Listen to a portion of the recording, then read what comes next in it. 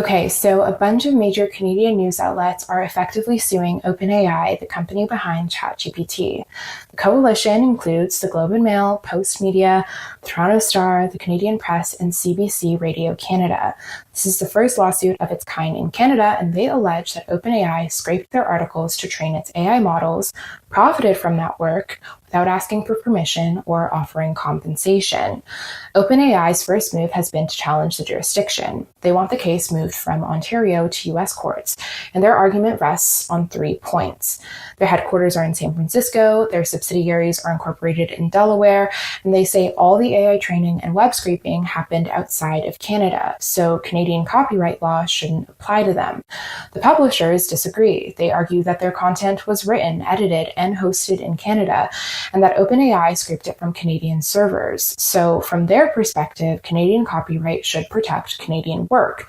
And if it doesn't, then that sets a dangerous precedent, because if Canada accepts OpenAI's logic, the country could effectively lose control over a large part of its digital economy. For news media specifically, they frame this as a sovereignty issue. If Canadian journalism can be used freely by foreign companies without oversight, what does that mean for the future of Canadian media? OpenAI, of course, they see it differently.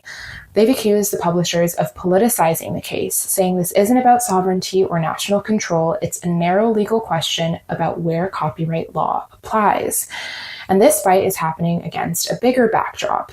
In the United States, multiple lawsuits are already underway about whether testing and training AI on copyrighted material counts as fair use. No clear legal precedent has been set, though some early cases have gone in favor of AI companies. OpenAI argues that if US courts ultimately decide training AI on copyrighted content is fair use, it would be problematic for a Canadian court to reach a completely opposite conclusion. Now, I think whether it's problematic is tenuous, because it's entirely possible for Canadian courts to apply Canadian law and reach a different outcome, especially when the content and the companies involved are Canadian. So this case is more than just a legal technicality. It's the first real test of how Canada will handle the intersection of copyright law and generative AI.